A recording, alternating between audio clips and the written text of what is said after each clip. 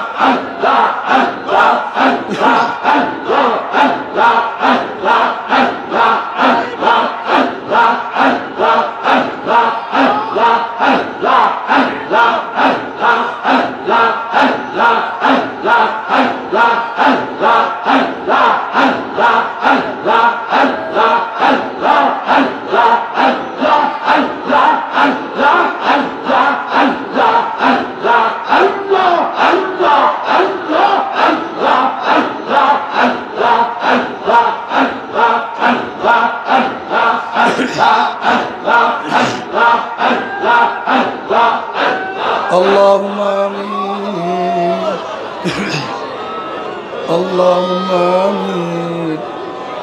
মাফ করে দেন গো মাওলা, মাফ করে দেন, ক্ষমা করে দেন গো মাওলা, ক্ষমা করে দেন। আল্লাহ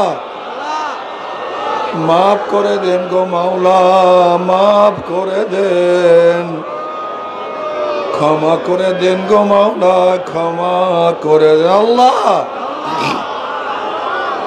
আল্লাহ আমরা কতিপয় গুনাহগার বান্দা, গুনার বোঝা মাথায় নিয়া বহুত আশা করে আপনার শাহী দরবারে হাত তুললাম। দয়া করে মায়া করে আপনি আমাদের জিন্দগির সমস্ত গুনাহ খাতা মাফ করে দেন, সমস্ত গুনাহ খাতা মাফ করে দেন। আল্লাহ গুনার থেকে বাঁচিয়া থাকার তৌফিক দিয়া দেন। ইয়া আল্লাহ আপনার মারিফতের নূরের বাতি আমাদের কলবে জ্বালাইয়া দেন।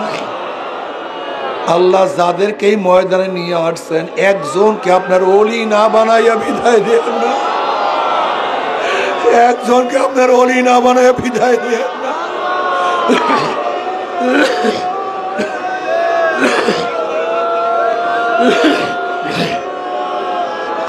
আল্লাহ সবাইকে আপনার ওলি হিসেবে কবুল করে নেন, সবাইকে আপনার বন্ধু হিসেবে কবুল করে নেন। মাওলা হে যতদিন জিন্দা রাখেন ইসলাম পে জিন্দা রাখিয়েন, যখন শেষ ডাক দেবেন ইমানের সাথে ডাক দিয়েন। মাওলা হে গোটা দুনিয়ার মানুষদেরকে হেদায়েত দিয়া দেন, যাদের কপালে হেদায়েত নেই ওদেরকে ধ্বংস করে দেন। ইসলাম মুসলমানদেরকে হেফাজত করেন। আমাদের হলো আওলাদকে আমরা খাস গোলাম বানিয়ে কবুল করে নেন। আল্লাহ যারা অসুস্থ আছে পরিপূর্ণ শেফায় কামেল হাজেরা নসিব করেন। আল্লাহ আমাদের আবু সাইদ ভাইয়ের স্ত্রী অসুস্থ, স্টক করছে, পরিপূর্ণ শেফায় কামেল হাজেরা নসিব করেন। আল্লাহ আমাদের পরিবার পরিজনের যে অসুস্থ আছে পরিপূর্ণ শেফায় কামেল হাজেরা নসিব করেন। আল্লাহ আমরা যারা ঋণগ্রস্ত ঋণ থেকে হেফাজত করেন। আল্লাহ যারা ঋণ আছে ঋণ থেকে হেফাজত করেন। ইয়া আল্লাহ আমরা যারা হাত তুললাম যাই না, কার মা নাই, বাবা নাই, স্ত্রী নাই, স্বামী নাই, সন্তান নাই, দাদা নাই, দাদু নাই, নানা নাই, নানু নাই, আত্মীয় নাই, স্বজন নাই, ভাই নাই, বন্ধু নাই। আল্লাহ কত মুজাহিদরা আমাদের সাথে ছিল, এই ময়দানে কত মুজাহিদরা ছিল, কত মুজাহিদরা ছিল, আজকে না। সব মুজাহিদের কবরকে জান্নাতের বাগিচা বানায়া দিও। আমাদের শায়খ মোর্শেদের কবরকে জান্নাতের বাগিচা বানায়া দিও। দাদা জানের কবরকে জান্নাতের বাগিচা বানায়া দিও। এই নসলের এই সিলসিলার যত বুজুর্গানের দিন আছে সবার কবরকে জান্নাতের বাগিচা বানায়া দিও। মায়ের কবরকে জান্নাতের বাগিচা বানায়া দিও। চাচা, ভাইয়া, দুলাভাই সহ যারা কবরে শুয়ে রয়েছে, আমার ফুফি, আমার যত আত্মীয় স্বজন, আমাদের সবাই আত্মীয় সবার কবর আযাবকে মাফ করে দাও। সবাইকে কবরকে জান্নাতের বাগিচা বানায়া দাও। রব্বির হামহুমা কামা রাব্বায়ানি সগীরা। আল্লাহ আমাদের প্রত্যেকের নসলের কিয়ামত পর্যন্ত সবাইকে তোমার ওলি হিসেবে কবুল করে না। আল্লাহ কিয়ামত পর্যন্ত নসলের সবাইকে সবাইকে তোমার ওলি হিসেবে কবুল করিয়া না। রব্বির হামহুমা কামা রাব্বায়ানি সগীরা। সুবহান রাব্বিকা রাব্বিল ইজ্জাতি আম্মা ইয়াসিফুন ওয়া সালামুন আলাল মুরসালিন। আলহামদুলিল্লাহি রাব্বিল